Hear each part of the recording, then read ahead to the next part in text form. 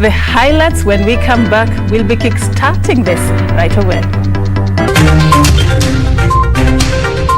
There are 99.99% more chances that Zakaria Okoth Obado is the biological father to the donor of the DNA generated from the fetus, that is Sharon Belin Otieno's child. Okoth Obado is the father.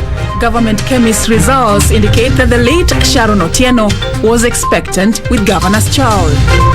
Who will it be? Kiamba voters set for the ballot with UDA and Jubilee in rigging blame games. Nairobi can be a leader in innovative river generation. And restoring the allure of Nairobi River, Nairobi Metropolitan Services and UN Habitat enter agreement.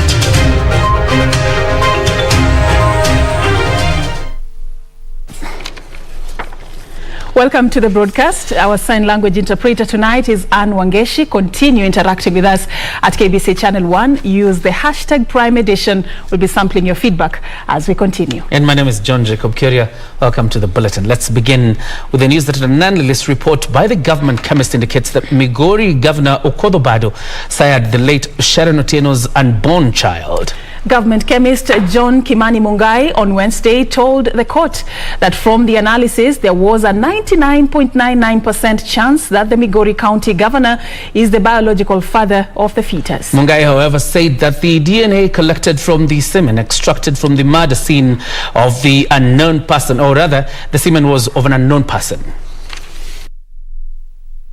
All the accused persons, including Governor Okoth Obado, listened as prosecution presented its evidence on day 3 of the Sharon Otieno murder probe. Analysis of DNA by the government chemist returned a 99.9% positive outcome that Sharon and Governor Obado were expecting a baby whose life was cut short alongside that of its mother. As I have stated earlier, that there are 99.99% more chances that Zakaria Okoth Obado is the biological father to the donor of the DNA generated from the fetus, that is Sharon Belin Otieno's child. So far, the court has heard that the late university student was also raped before she was killed. From the analysis, DNA on the condom did not match that of others presented to the chemist but was determined to be of unknown male origin. From the semen, from the condom, 6C was of unknown male origin. One more witness is expected to testify on Thursday as prosecution intends to request for 3 weeks for the remaining 29 witnesses. For Prime Edition, I'm Serfine Robbie.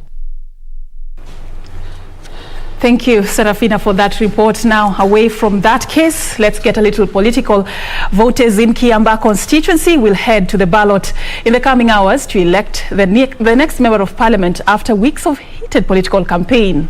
Many analysts say the Kiamba by-election is a two-horse race, a litmus test to Jubilee's grip on the region's politics and the ability to tame growing rebellion within its ranks. And after a humbling defeat in Juja, what does Jubilee have upon upping its sleeves to upset the wave of the United Democratic Alliance that has been emboldened by the support of Deputy President William Ruto? Kevin Washira has the details. After selling their manifestos, political titans in Kiamba have left it to the voters to have the final say in yet another political showdown in Jubilee's political backyard. The ruling party recently suffered a setback in its quest to regain the Juja parliamentary seat, and to perhaps demonstrate its resolve to avoid another setback, the party has been camping in Kiamba constituency, selling its development agenda to a populace that holds the path to the party's next political showdown. And we are happy with the kind of preparations that we have seen being undertaken by IEBC, and we have full confidence with what IEBC is doing. We want to ask our colleagues to allow our colleagues in Jubilee to allow the people of Kiamba to elect the leader that they want to elect tomorrow without being intimidated, without selling fear or coercing them in any way. The contest has been reduced to a battle between the president and his deputy, two political stalwarts who have been reading from different scripts since the handshake. UDA, which identifies with the deputy president, says it is keen on upsetting Jubilee in the president's backyard. Other hopefuls are, however, telling front-runners not to rule them out. We will also have security officers in those presiding, in those polling stations, just in case anybody would want to cause a breach of peace. At 6 a.m. Thursday, voting will get underway in Kiambaa and Mogoga in yet another high-stake political duel between members of the ruling party. Kevin Washira, Prime Edition.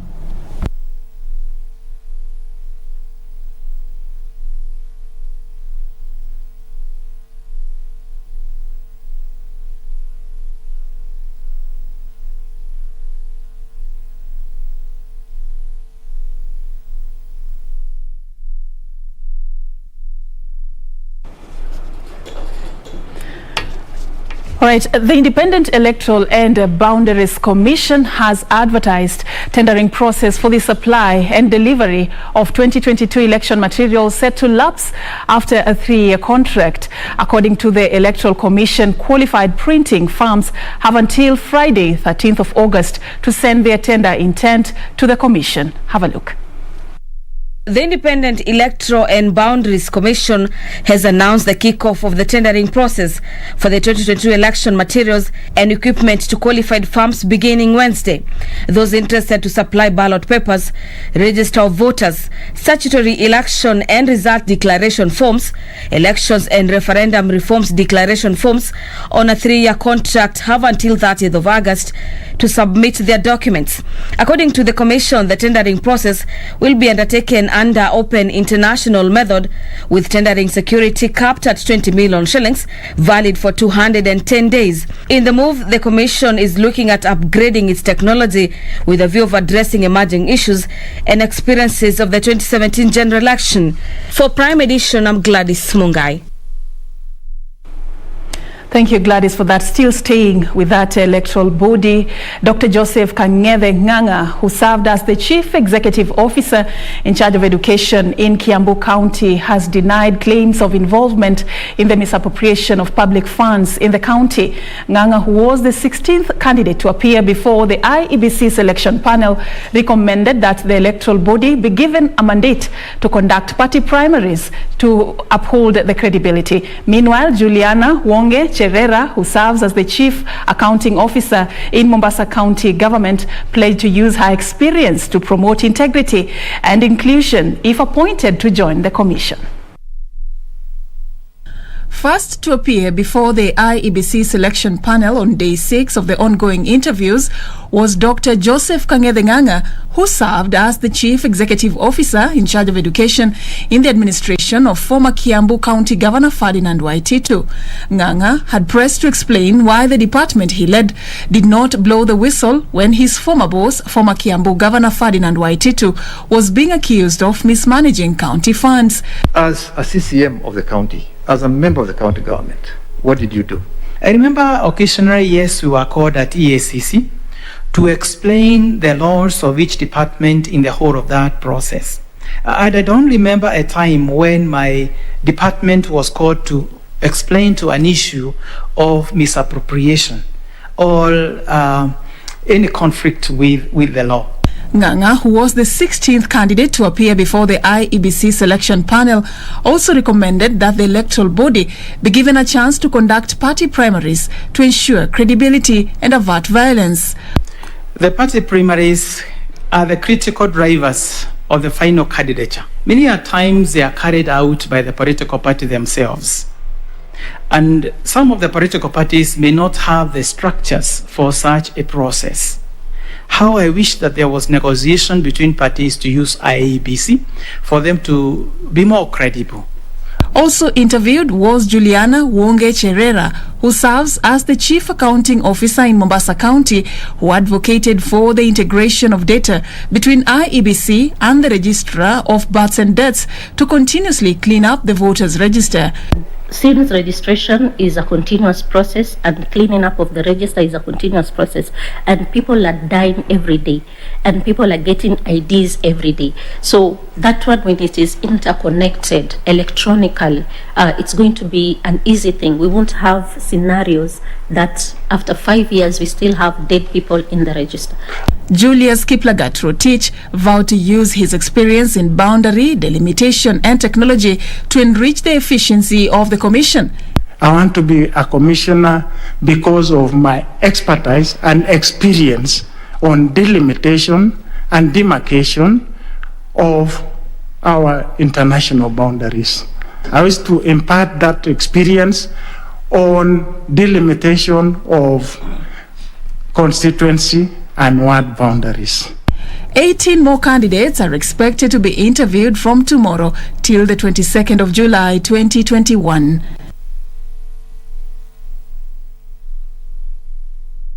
All right, now let's have a quick run on the profiles of these candidates who are running in Kiambaa.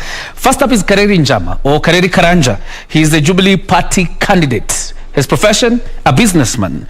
And in 2017, he gave the late MP Paul Koinange a run for his money. And he has been an associate of Deputy President William Ruto up until when he decided to vie on a Jubilee Party ticket. And he is from Kihara Ward in Kiambaa constituency and runs the Kareri Njama Foundation in Kiambaa constituency. That's Kareri Njama running on a Jubilee Party ticket. Let's go to Njuguna Wanjiko, or Kawajiko, running on a UDA ticket in Kiambaa constituency. He's also a businessman, been involved in charity events in Kiambaa constituency. And you will remember, for UDA to have a candidate in this by-election, PEP, the People's Empowerment Party associated with Moses Kuria, had to withdraw its candidate. And now you have Jogona Kawajiko running on a UDA ticket, or what they're calling the hustler narrative. The next candidate is Richard Njoroge.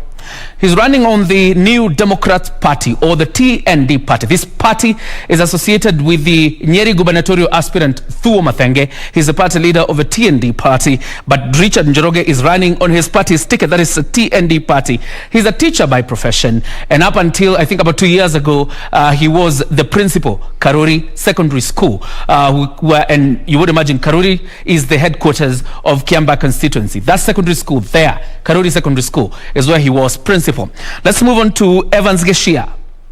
Evans Geshia is running on People's Party of Kenya, PPK. Evans Geshia is a tax consultant and an auditor in terms of profession. He's running on a PPK ticket. Willie Kamau.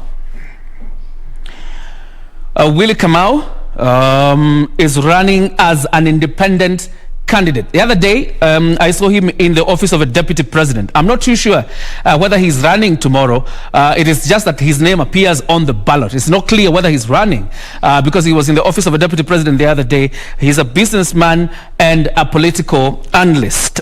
Now, Isaac Karomo Mushugi.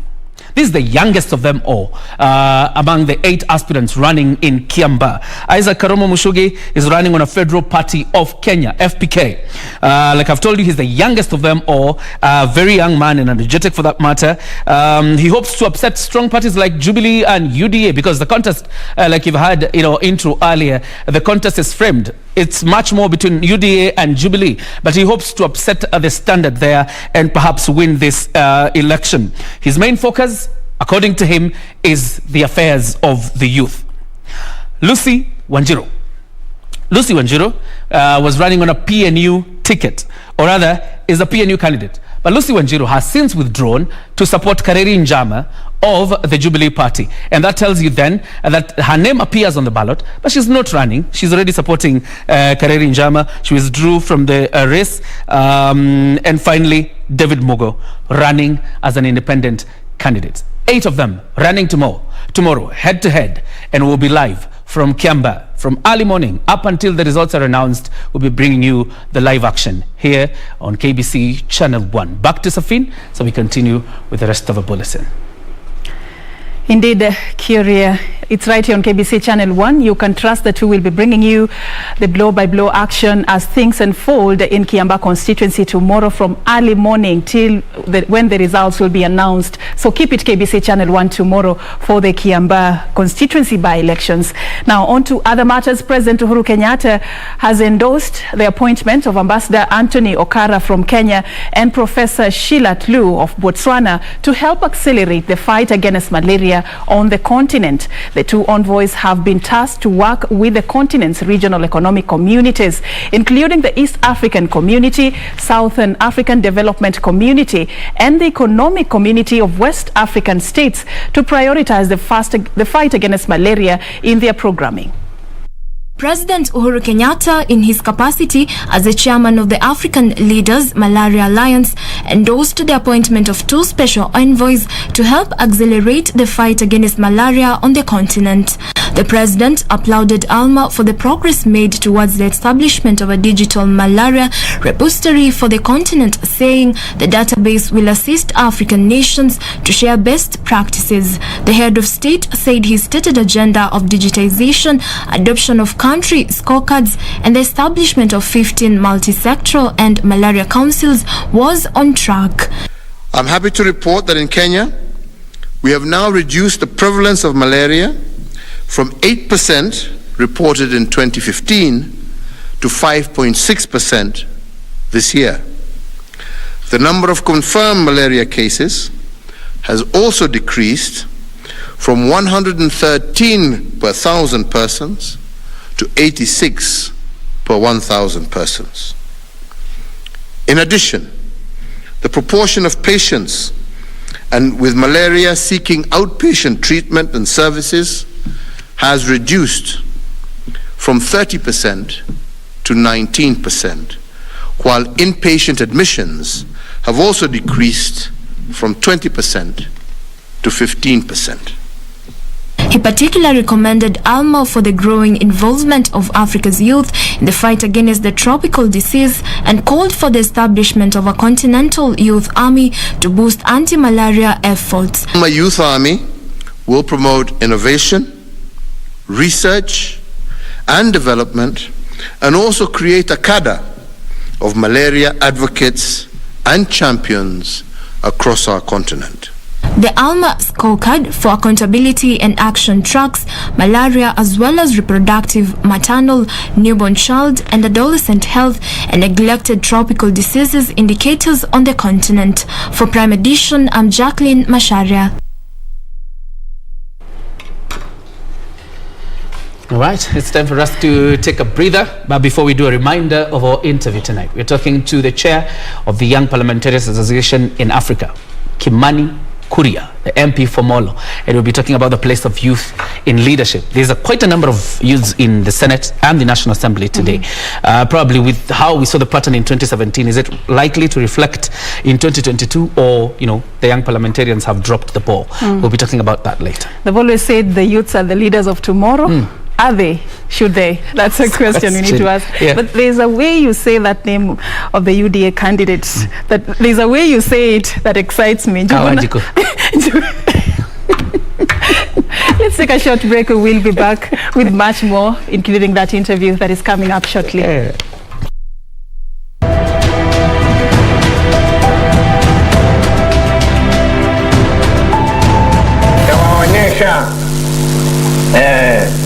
Yule ambaye ananiangalia niweze kuwa na afya kama nilionayo. Basi sababu ndiye Mungu wangu ukiwa nimefanya namna hiyo, basi aliye ambaye ananiangalia yuko wapi? Mama, kuja sema jambo kwa wananchi. Huyo ni mama ngine. Hamjambo wananchi. Asanteni.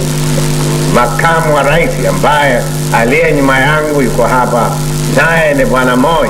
Bwana Moi, sema jambo kwa watoto. Hamjambo wananchi.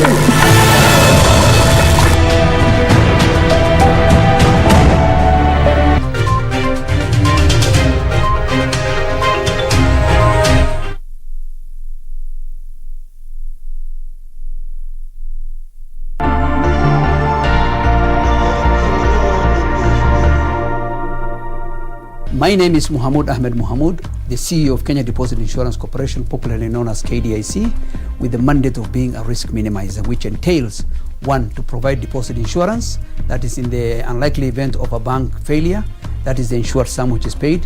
2, to provide incentives for sound risk management.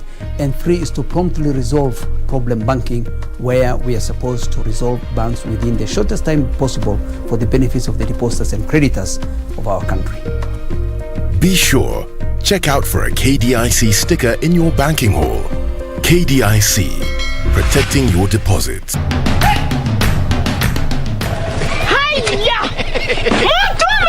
Ala!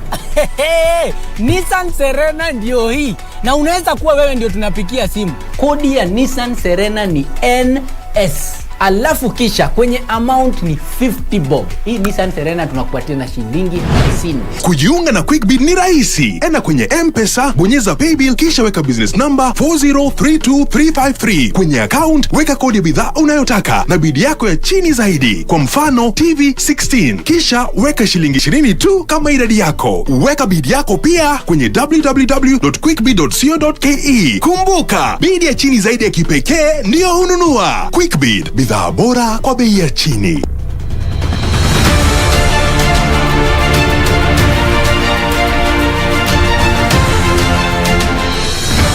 Mradi wa bwawa la Thwake ni mojawapo ya miradi ya utoaji maji safi inayotekelezwa chini ya uongozi wa Rais Uhuru Kenyatta ili kuimarisha maisha na mapato ya Wakenya.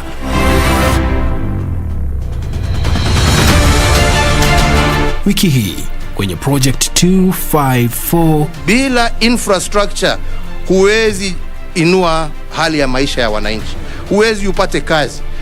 Bila maji haya ambayo tunafanya, hatuwezi tulime sehemu hizi ambazo tunajua tuko na udongo sawa, lakini ukosefu ni maji.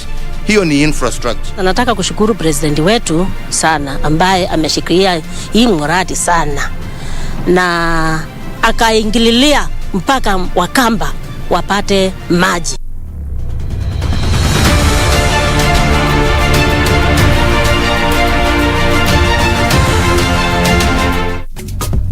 This is where it all began. As the mother of broadcasting in Kenya, you can trust KBC to bring you authentic news and programs to your living room. As KBC, we take pride in our unrivaled heritage as Kenya's trusted national broadcaster.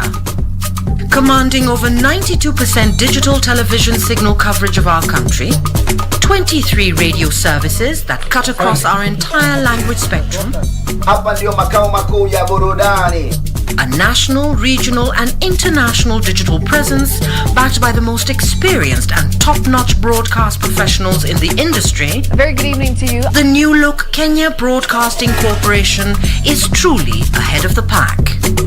Turn to the mother of broadcasting in Kenya for stories that resonate with our identity, our aspirations as a people united in purpose. Real stories of hard work, of passion, of creativity, of big dreams. Stories that cement our nationhood. Stories that bring us together as one. We take pride in our shared heritage and destiny. KBC, informing, educating and entertaining Kenyans as one nation. KBC, Kenya's listening, Kenya's watching.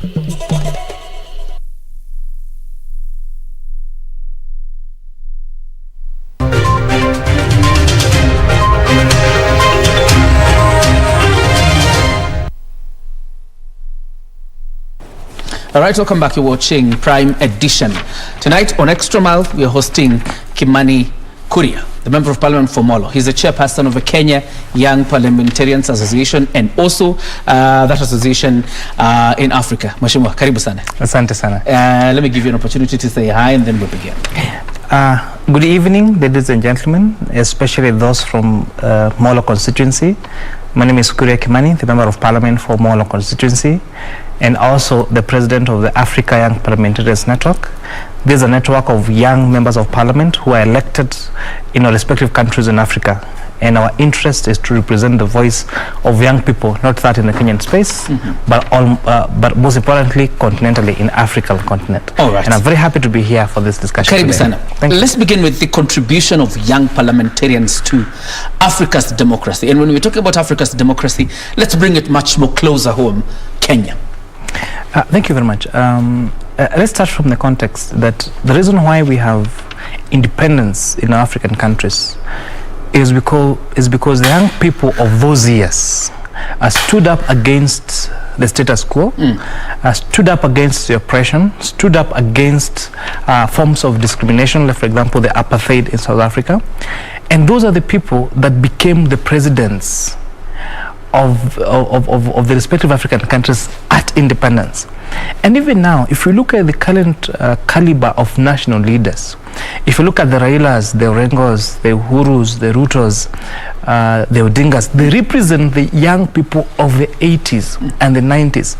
So those young people that were there during that time and the ones that drove this change and the ones that are leading the nations now. And now what we figured out as African Young Parliamentarians Network is there has been so much challenges affecting the young people at the local space that we have not been able to see those young people come out and speak up against now those people, because what has happened? Ordinarily we expect that when these leaders of yesteryears become of age, then they age out. And ideally they should they give a chance to upcoming leaders. But what we've seen happening is that those leaders have refused to leave the arena. So we started from having young leaders to having youthful leaders and having leaders that are young at heart. So you'll find somebody who is probably 80 or 90 years of age and they tell you know what, I'm still young at heart. And we do not have a problem with our elders, but we're saying how do we tap to their skills, how do we tap their knowledge and ensure that there is still an asset of that knowledge base in the country and in the region. There's something very important, sorry for cutting you short, that you've mentioned about the Raila Odingas then, the Orengos then, the Martha Karuas. You're talking about the young Turks. When you think about even in places like South Africa, when they were forming Umkhonto Wesizwe, an appendage of ANC, the young parliamentarians we have today, can they even measure up to the young Turks then? I dare say yes. And I dare say yes because we've had, for example, if you look at those years, most of those leaders were not even elected. They were just in some space of civil society and things. But you've seen people like the likes of Honorable Sakaja, who is now the senator for Nairobi, standing up as a very young person and saying, I am capable of running for Senate in Nairobi. And you've had these people performing exemplary well when it comes to participation in the National Assembly and the Senate. And if the likes of my colleague, the Honorable John Mirigi, the MP from Meru, very young, we've for example, the likes of Honorable Didi Nyoro, who, if you, for example, if you look at UDA or the Hustler Nation movement, then you identify Didi Nyoro, a very young person in that movement. We have the likes of Mushangi, and there are very many of them. The problem we have is that we only choose to see the negative. And remember, in leadership, just like in every position, there is a learning curve. And the learning curve is when someone starts auditioning on the work as a journalist, for example, or a media presenter, they're not as good as the Kasavulis. The Kasavulis have been there for 30 years. So this is somebody who has been embarrassed on national TV, has made enough mistakes, and they have learned from them. So now trying to compare Catherine Kasavuli, for example, from somebody who just graduated from university now and is starting then to showcase their talent and journalism is very unfair. You're saying you're doing well. We're doing very well, I would say.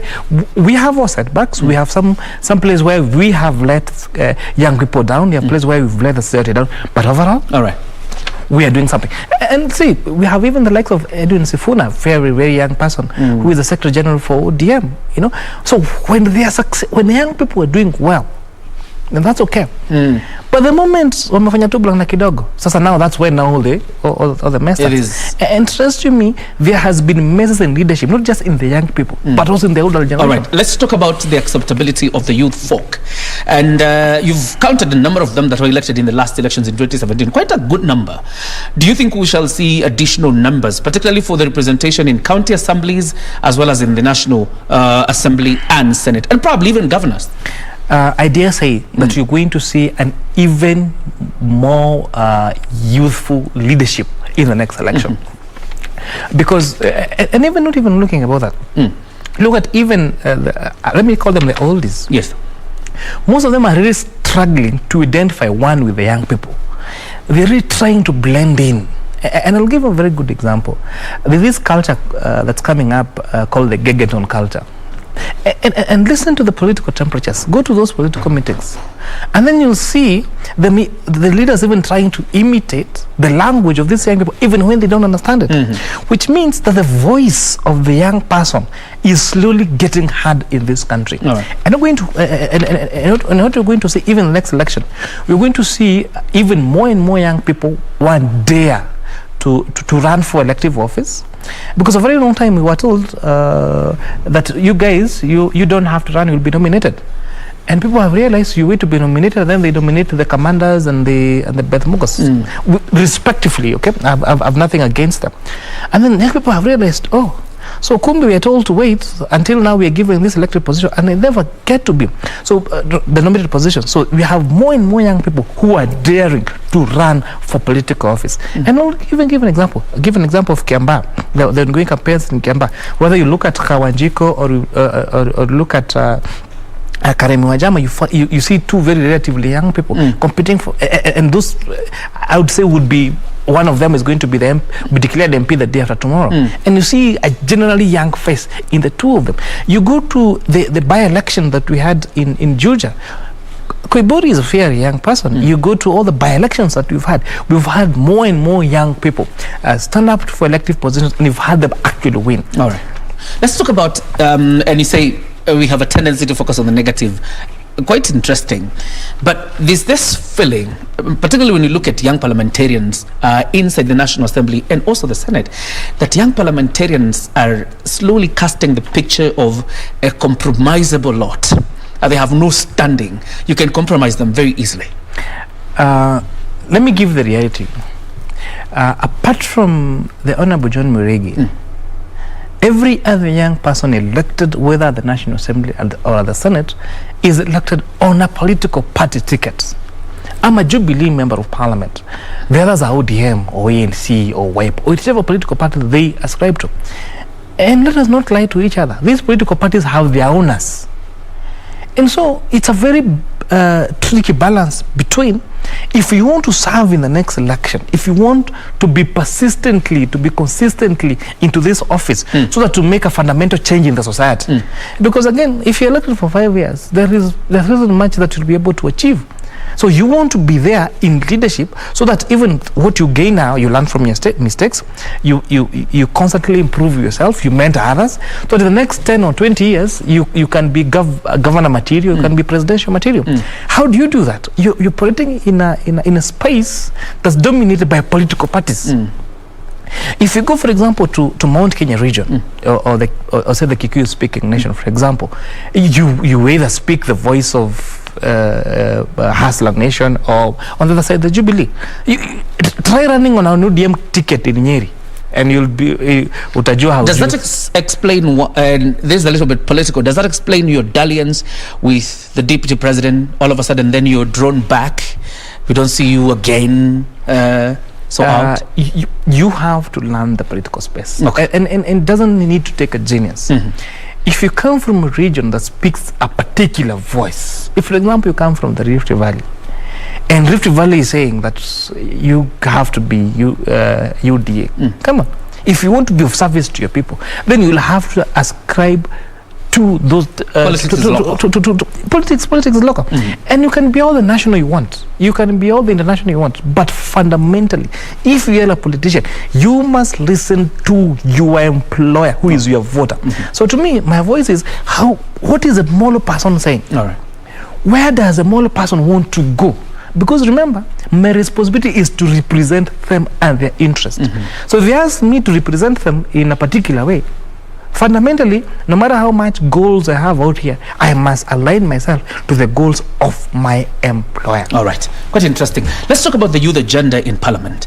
From where you sit, because there have been so many accusations by the young folk out here, that the youths are not representing the youth, MPs are not representing them ably, because we've been in that parliament when rules, or rather what you would call statutes, have been made, and other legislations that appear to be very anti-startups, and I'm talking about startup businesses that have been anti-startups in this country, while you people were sitting in the parliament.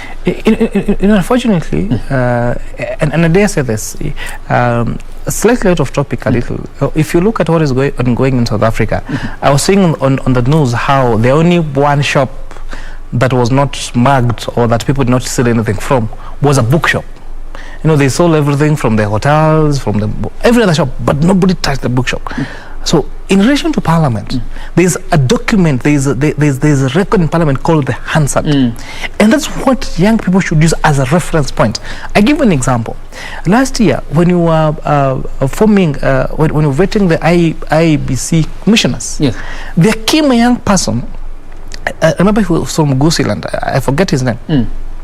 A person with a disability and a young person, and his name came to the floor of the House. Almost everyone was against it.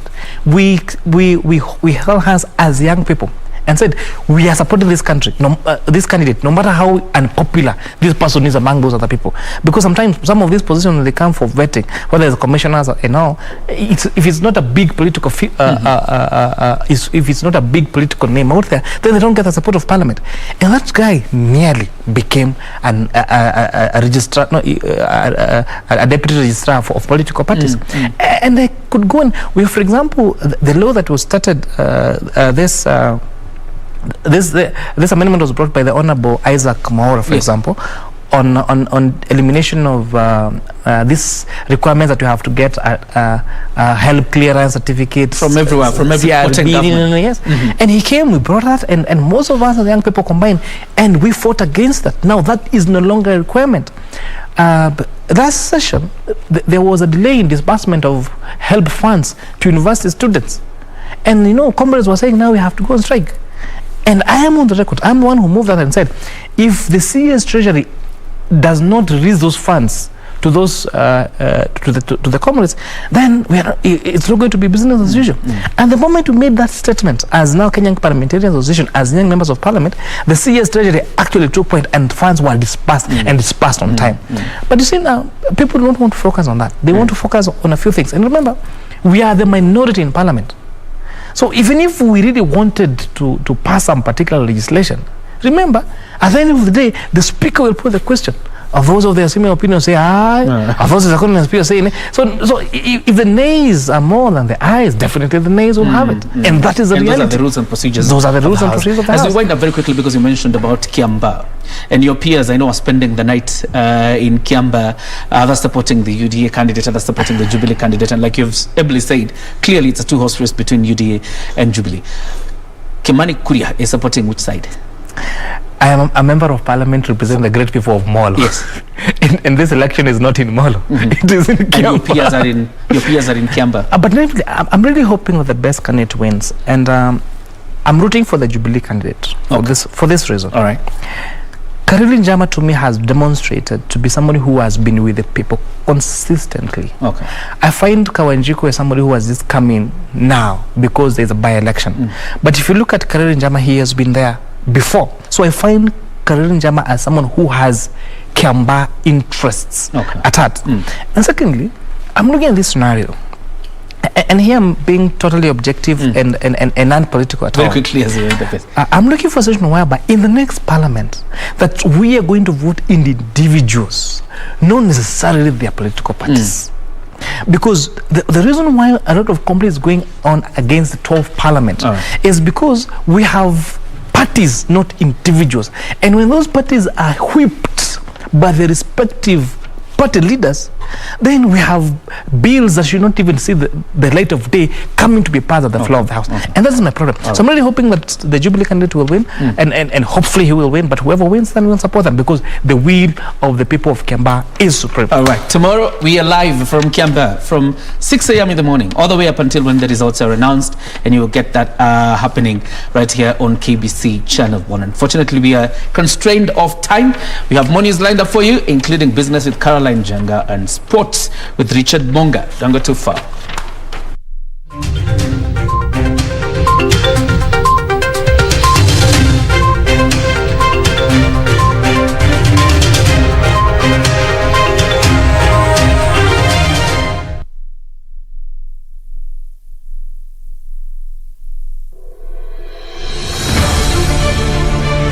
have been in contact with someone who is suspected or has tested positive for COVID-19, self-quarantine for 14 days and call 7194 for help. Self-quarantine restricts movement and the spread of the disease and protects your family, friends and community from being infected.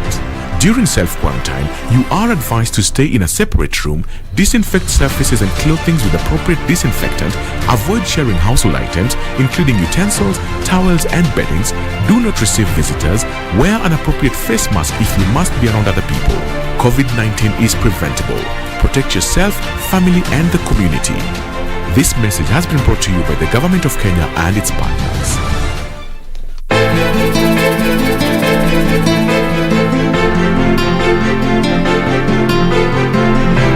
Sikujua kama wewe ni mkarimu wewe. Mke wako ni mtupu kabisa. Mbona pesa kidogo? Ni kidogo eh? Hebu toka hapo nje uone kwa tuzikuta. Wakili niambie Kate amefanya nini ama nitaenda kwake akaniambia yeye mwenyewe. Kama ulikuwa hutaki kusema hungeanza hii story.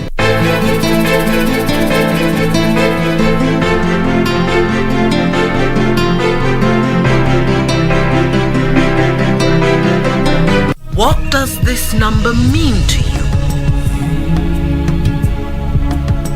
A pack leader?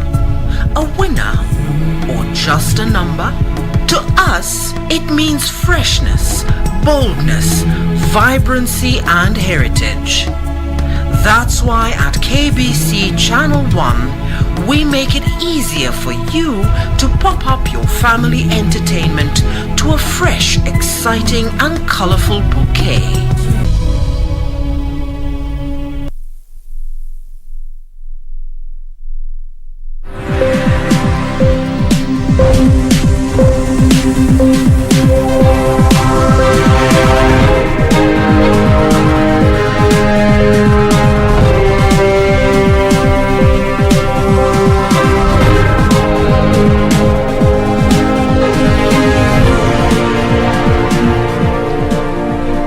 Welcome back. We now take a look at today's business news. My name is Caroline Jenga.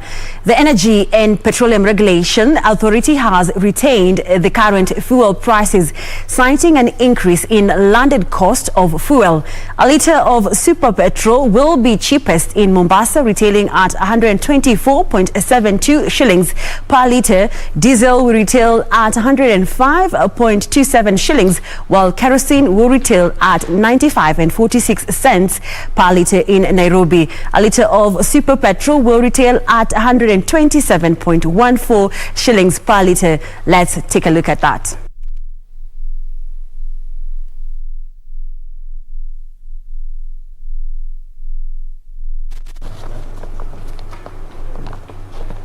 Now, Cooperative Bank has set tough conditions on pensioners planning to utilize their savings for mortgage. The bank says anyone who has taken early retirement, attained retirement age or have an existing mortgage facility will not be allowed to utilize their accrued pension benefits as a mortgage down payment. COP Head of Property Patrick Masharia says customers must meet the conditions set to qualify for the mortgage facility. Owning a home remains a pipe dream for many Kenyans. But following the amendment to the Retirement Benefits Mortgage Loans Act, pensioners can now utilize up to 40% of their accrued benefits of up to a maximum limit of 7 million as a down payment to buy a home. Last week, Nwealth and Cooperative Bank launched a pension-backed mortgage loan facility targeting pension members whose 40% of their pension benefits cannot cover the entire cost of buying a house. Members are required to approach the bank to access a credit facility to cover the difference in those circumstances. Kenyans living in the diaspora who are members of a recognized pension scheme can also transfer their accrued benefits to Kenyan-based pension schemes. However, Kenyans who have withdrawn their pension, taken early retirement, attained a retirement age or has an existing mortgage facility will be excluded. So I would like to make mention that I will set up a mortgage unit, a mortgage support unit to unlock this potential of home ownership for our members and our customers. And this will do then in partnership with COP. They say the 40% cannot offset an existing mortgage. Some Kenyans, however, felt the act is skewed to support the existing businesses in real estate, as there are few pension members who have enough savings to cover the purchase of a house. Now to matters agriculture, Kenya is mulling over a proposal to reintroduce commodity price controls to protect farmers from exploitation. Agriculture Cabinet Secretary Peter Munya says preliminary reports from the Mombasa tea auction indicate setting of the minimum tea prices at the auction has raised tea prices, with plans to extend the measures to other agricultural products. Here's Rioba with that story. Commodity controls in the mid-90s as the country embarked on liberalizing its market as one of the conditions set by the development partners. However, the government is likely to reintroduce commodity price controls to curb exploitation by brokers. That is what is called intervention in a market. That's what we do even with maize. When we tell NCB buy maize at this price, is because we want to improve the price. So it's what we must continue doing, even for other value chains, tea, coffee. So far, price controls have improved tea prices at the weekly tea auction in Mombasa. The reserve price that we have set specifically for smallholder farmers. But I'm told the performance helped even the plantation farmers. It was able to increase even prices for plantation farmers during the auction yesterday. That's the information I have. Agriculture Cabinet Secretary Peter Munya is warning that the government is contemplating setting up a pricing mechanism to eliminate unscrupulous middlemen who have been exploiting farmers. Munya is also calling on the judiciary to expedite ruling on KTDA cases to allow for full implementation of the 2020 regulations. DA then opposed those regulations, but we've been talking with the new management and they have already filed to withdraw the cases. And there is a hearing that is going to come very soon, because those who are there are still opposing. To improve irrigation at the counties, the African Development Bank has extended a 3.8 billion shillings loan facility to the government to roll out the small irrigation and value addition program in 11 counties. The targeted counties will benefit from the construction of feeder roads to help farmers access market for their produce. Benson Rioba reporting for Prime Edition. And that is how we wrap up business in news. But you can find more stories on our website. That is www.kbc.co.ke. My name is Caroline Jenga. We take a short break, and up next is Richard Munger coming up with the sports.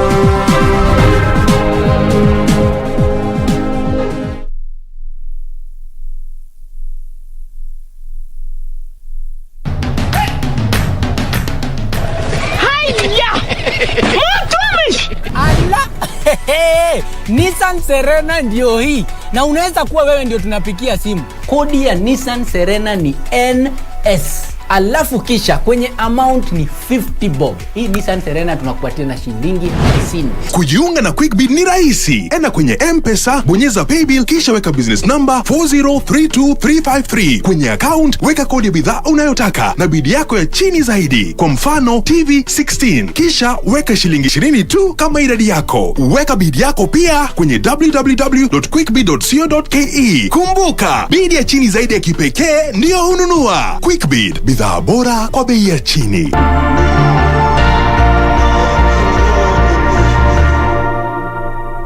My name is Mohamud Ahmed Mohamud, the CEO of Kenya Deposit Insurance Corporation, popularly known as KDIC, with the mandate of being a risk minimizer, which entails, 1, to provide deposit insurance, that is in the unlikely event of a bank failure, that is the insured sum which is paid.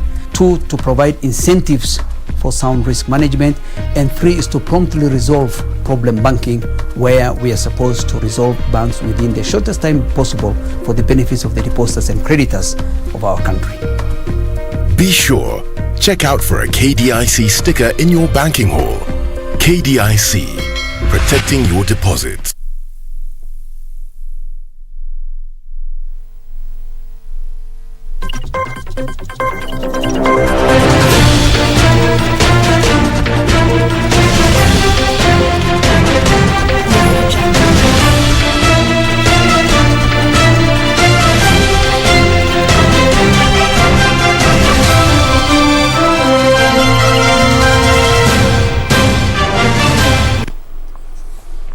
Well, good evening. Thank you for joining us for tonight's edition of KBC Sports with me, Richard Munga.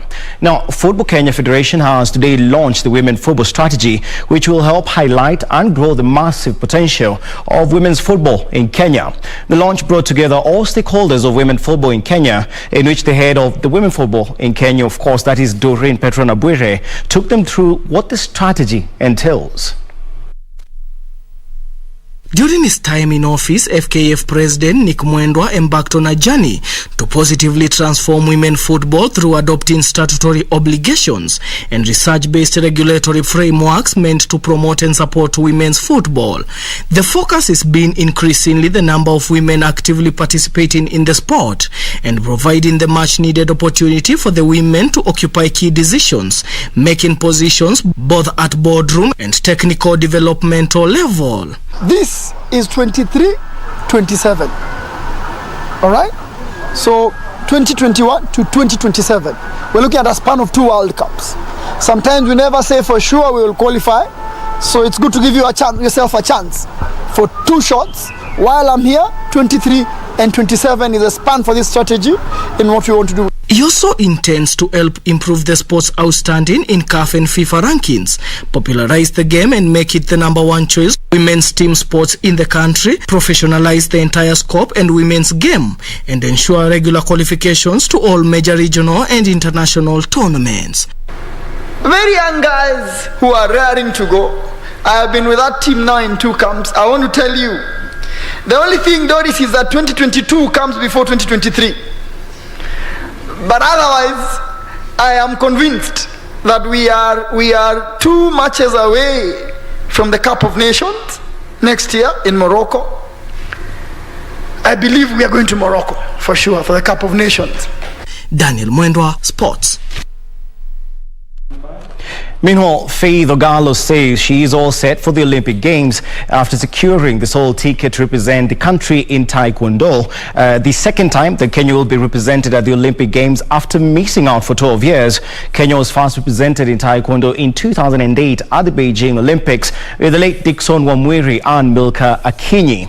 Also, Kenya's 1500 meters world champion Timothy Chirios has been accredited for the Tokyo Olympics. Achieng Kamar dropped out after failing anti-doping clearance. Faith Ogalo says she is ready to represent the country and will give her all in the arena and concentrate in each game as it comes according to her schedule of competition, where there would be 16 players across the world. My expectations when you get there, we'll do some light training and then the stretches, and then when we get to the main arena where the competitions will take place, we believe that we are going to give it best as Kenya. On my wing, we will be 8 players, but we are yet to know because we are supposed to be weighed first, and then the draw, when the draw comes out is when we will go. We will know whom we are going to meet. The coaching team, led by head coach Jack Eliaki Mutino, are optimistic and preparing to ensure that Faith is on the podium at the Olympic Games, with the feeling that they have given their best and received enough support from the National Olympics Committee, together with Taekwondo Federation and Ministry of Sports, Culture and Heritage. I would say there is improvement. We are having electronic scoring system, unlike before we've been doing manual. That is a great move, a great step. We are able now to study the electronic, how it works, and it will make also easier for Kenyans to participate, because that has been a challenge for Kenya. But right now, as we are having the electronic scoring system, it's going to be easier for Kenyans, and I believe that Taekwondo is going to improve in Kenya. The 27-year-old fighter, who also doubles as an environmentalist in Kenya and quotes the late Professor Wangari Maathai as her role model, aims to change the Kenyan climate fight by encouraging the youth to plant as many trees to achieve the Kenyan Vision 2030. Still on the Olympics, whereby speedster Mark Otieno says he is looking forward to making the nation proud in Tokyo later this month when he takes to the field in the 100 meters race alongside Ferdinand Omanyala. Otieno qualified for the Olympics in his second attempt after missing out in Rio, Brazil, finishing second in the national trials behind counterpart Omanyala, who finished in a time of 10.2 seconds, setting a new national record. Olympics, it's quite top as a sprinter's career, and it's one of the most top-notch event, followed by World Championship. Since I qualified for World Championship in 2017, I was looking forward to qualify for the Olympics in 2016, but since that wasn't my time, this is my time, and qualify for the Olympics, it really means a lot. It shows that I'm capable, it shows that it's possible to qualify. It just really means a lot for an athlete, especially in a country where, you know, we are not based on sprints event. So since we have qualified for the Olympics, it shows that we are there and we are capable of going for such an event. Right now I'm looking forward to reaching at the finals because that's what we are aiming for. And since now we are close to now where the world is, you know, everything now we are leaving it to God. I'm taking each race at a time from the heats all the way to finals. So I'm looking forward to do something extraordinary. I'm also what can I say? I don't know what to say, but I'm curious. That's what I can say. I'm really curious, for the right word, that for the time that I'm going to run, the time that I'm going to open with the heat, and looking forward to the finals and facing top athletes, especially from USA. Well, all the best to Omanyala and, of course, Mark Otieno, as well as Team Kenya representing us in Tokyo, Japan later this month. Oh, that's it for sports, but always remember, just a reminder that for all the stories we had for you tonight, as well as other sports updates, you can visit our official YouTube page, that is KBC Sports. Oh, that's it for me. Do have a lovely night. Don't go too far. John Jacob Kioria and Serfine will be coming back to you in a few. Good night.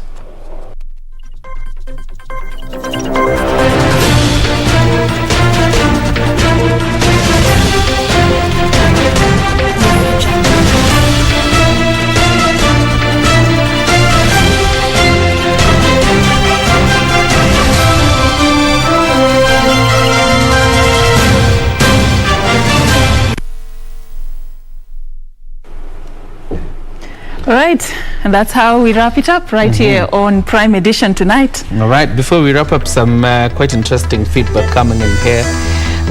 Of course, Master Segini was watching the interview. I think he must be from Molo. There's a Mesha Kotino who says, youth in leadership have over the years remained an elusive affair due to the fact that majority of the youth are jobless and some lack right skills to maneuver their way in the political world. For the vijana ni viongozi wa kesho narrative to change, youth must be ready to step up and stand on. And I also see somebody called Oyando Wycliffe. Again, thank you very much for tuning in, and your feedback is very much appreciated. Thank you so much for creating time for us tonight. We appreciate you. Do this with us again next week. Same time, same place, same day. My name is Serfine Achieng Ouma, and our sign language interpreter tonight has been Anne Wangeshi. Hey, my name is John Jacob Kioria. We'll be back on Sunday before we do Wednesday. Have yourself a good night.